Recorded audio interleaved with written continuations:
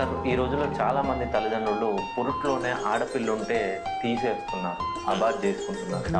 ఒక్క వీడియో చూడండి. ఆ పాప వాళ్ళ కన్న తండ్రి పొద్దున్న నుండి సాయంత్రం వరకు కష్టం చేసి వస్తే చేతులు పొక్కులు వస్తే ఆ తండ్రి కలుపుకోలేక ఆ పాప కలిపి తినపెడుతుంటే ఆ తండ్రి ఆనంద బాష్పాలు కళ్ళలోకి వెళ్ళి వస్తున్నాయి. అందరికీ అదృష్టం ఉండాలండి. ఇంకా ప్రపంచంలో ఇంతకు మించి కోటీశ్వరులు ఎవరు ఉంటారు సార్? అవును. ఎందుకంటే తండ్రికి అట్లా చేయడం అనేది కేవలం బిడ్డకు మాత్రమే సాధ్యం. ఎస్. కొడుకులు ఎవరు పెడతారు, ఎవరు పెట్టారు? ఎవరు గారండి, ఎవరు కారు అసలు, ఎవరు ఏరు అసలు. ఎందుకంటే ఇంటికి ఒక ఆడపిల్ల ఉండాలన్నది. అందుకే ఈ రోజు మన దుర్మార్గులు, మన నికృష్టులు, దుష్టులు మగపిల్లలు కావాలని ఆడపిల్లలను కడుపులోనే తీసి పడేస్తున్నారు. Yes sir. రేపు నువ్వు చనిపోతే కూడా వచ్చి ఏడ్చేది వాళ్ళేనండి, ఆడపిల్లలు. ఆడపిల్లలకి అన్ని ఉంటాయి, బాంధవ్యాలు ఇవన్నీ ఆడపిల్లలకే ఉంటాయి.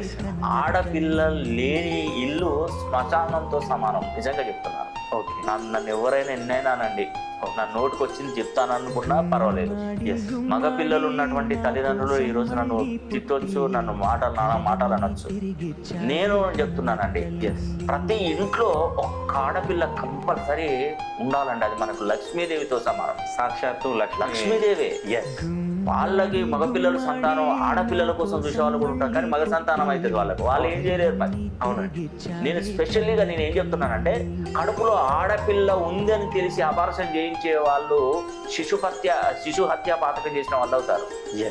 వాళ్లకు కఠినమైనటువంటి శిక్షను భగవంతుడే ఇస్తారు. ఈ రోజు ఎన్ని వందల కోట్లు, వేల కోట్లు ఉన్నా కూడా సంతోషం లేదు. ఆ కూతురు తన తండ్రికి భోజనం ముద్ద కలిపి నోట్లో పెట్టి తింటుంటే అతనికి ఇంతకంటే ఇంకా ఏం కావాలంటే ఈ జీవితానికి? ఇంకేం అవసరం లేదు, పైసలు అవసరం లేదు, డబ్బులు అవసరం లేదు అన్న విషయం ఏది పక్కన పెడితే, ఇంత ప్రేమ నీకెక్కడ దొరకదు. అది నీ కూతురు ఉంది కాబట్టి నీకు ఆ ప్రేమ